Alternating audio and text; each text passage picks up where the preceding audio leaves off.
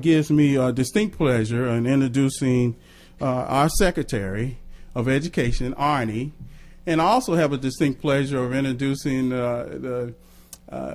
Jill Biden, which you all know is the Vice President of the United States' wife. Without any haste, I would like to bring them to the stage.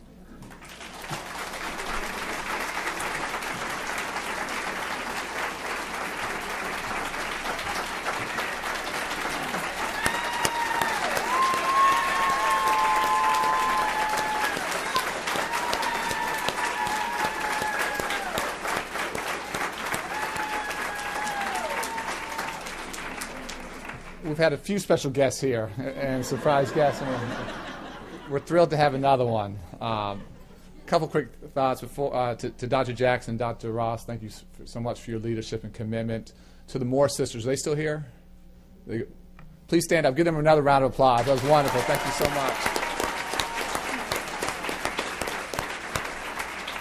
It was great we had you up here singing, not me. Everybody would have gone home. So great. Thank you so much. I'm just really honored to be here, and this is obviously an extraordinary time to be thinking about, to be celebrating Black history. And as everyone here knows, we're not just celebrating and think about it, we're living it. And it is a unique moment in all of our lives. And we've talked a lot about the potential and the historic opportunity.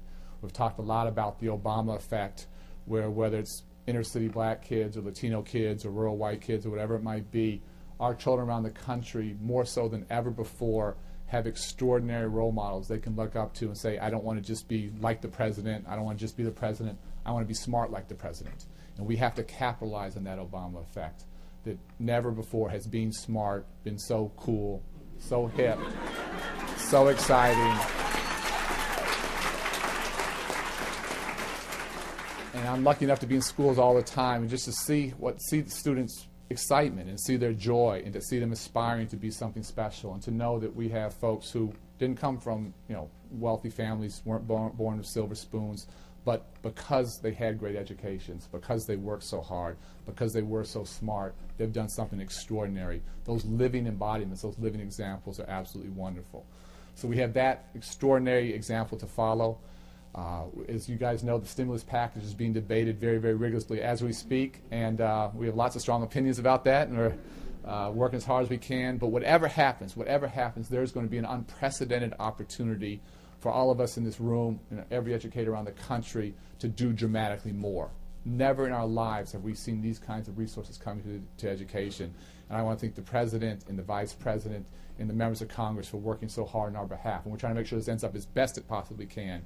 But this is a once-in-a-lifetime opportunity, so we're going to have to work harder and smarter than we ever had, but we can change the lives of children with these kinds of resources, and we're really excited about it.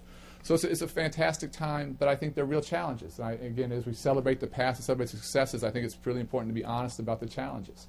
And we have across the country, as we know, tremendous inequities in funding of children.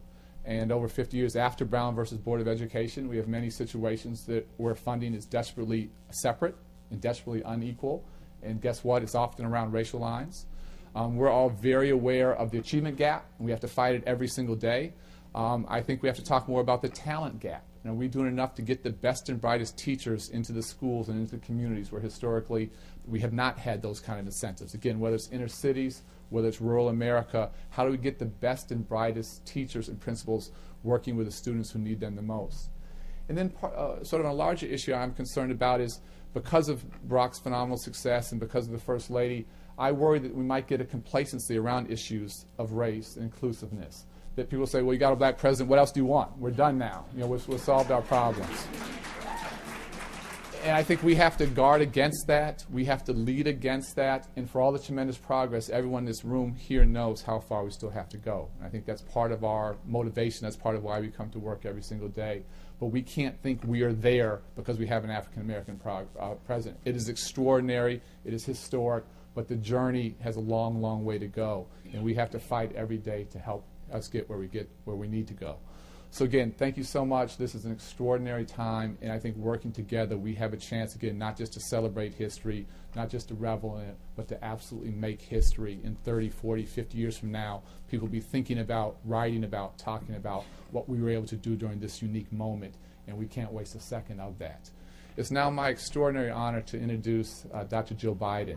She is a passionate educator. She's worked in high schools. She's still teaching community colleges. She taught in a psychiatric hospital for students that are really struggling. She started a volunteer program to get young children reading because that's so critically important. She is going to be a great friend. She's going to be a great ally. We have lots of hard work ahead of us, but we have never had more support. The president, the vice president, their wives, we could not have a better team, and the collective possibility here is just extraordinary. The final thing I'll say is, I talked earlier, I just so admire the fact that she's still teaching. She's still going to work every single day. And that's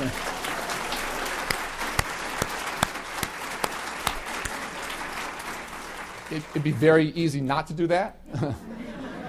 I think most people in her position have not done that. I don't know if anyone has done what she's done, but she loves children, and she loves to teach, and she loves to help make people better. And the fact that every single day she's going to work, again, I think it's just an extraordinary role model example. Please give a warm round of applause to Dr. Jill Biden.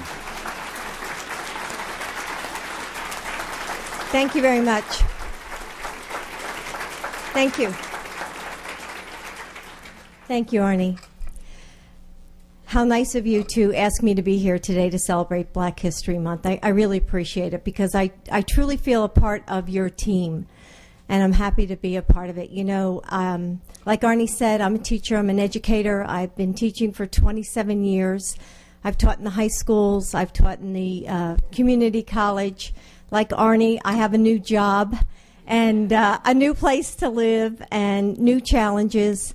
And I just got my new job at Northern Virginia Community College. I teach English. So I have 2 classes and almost 50 students. So believe me, I have a lot of work to do at night.